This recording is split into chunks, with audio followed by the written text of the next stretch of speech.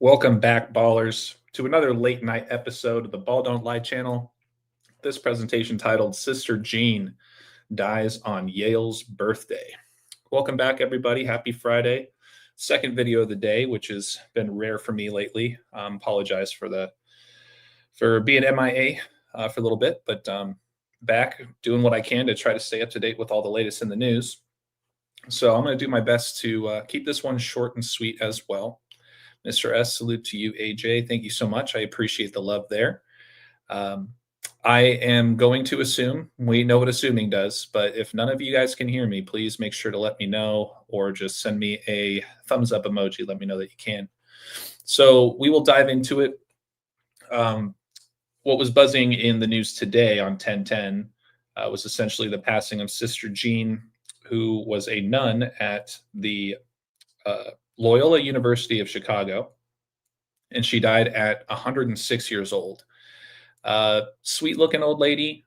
She was, I would say, known to most that don't consider themselves religious or a part of the Loyola family.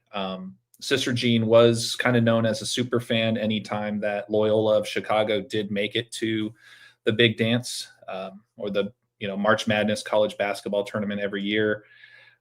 Loyola did end up making it to the Final Four back in 2018. But beyond that, just wanted to give a quick hind story on who Sister Jean is. She's always the most beloved basketball fan of Loyola of Chicago. Like I mentioned, she did die at 106 years old, reportedly.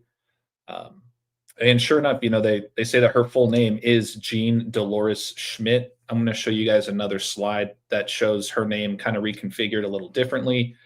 But that said, I don't know the history behind when or how her name may have changed throughout her life. But beyond that, just take a look at Jean Schmidt, right? The first and last name equaling 106, just like the amount of years after she passed.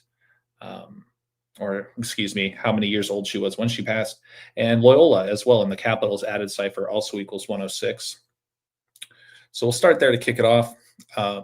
Next, we're going to take a look at the founding date of Chicago. Remember, this is Loyola of Chicago. Sister Jean was apparently born in San Francisco, home of the original Church of Satan founded by Anton LaVey, who's born where? Chicago, of course. But take a look at this, you guys. When you measure from the founding date of Chicago to the reported death of Sister Jean on October 9th, yesterday, that's a span of 31 weeks and 2 days, which stood out to me having lived in Chicago for a few years. I used to have the 312 area code, but that is the area code of Chicago. Next, we're going to segue over to really the Skull and Bones connection. So for those of you guys that don't know, Skull and Bones is a secret society that's headquartered in Yale University, and they are represented by the number 322. Now, that's important to take note of because Yale was founded yesterday on October 9th, back in 1701. That's the same date, obviously, that we just touched on, that Sister Jean was reported dead. So when you measure from the next upcoming college basketball tournament, you're going to see that Selection Sunday, this is every Sunday before the tournament, the big day when they announce all of the teams that will be part of the tournament. That's called Selection Sunday, and that's going to be held on Sunday, March 15th of next year.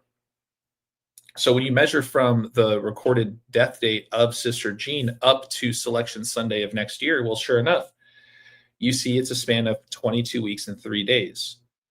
A reflection of the number 322, like Skull and Bones, but notice that skull and crossbones also equals 223 in the simplest cipher. And like we touched on about the different name configurations, if you will, of Sister Jean, check this out, you guys.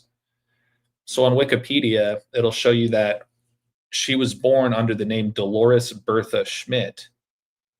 Interesting, because in the reverse cipher, you'll see that her name equals 322, just like the number stamped all over Skull and Bones.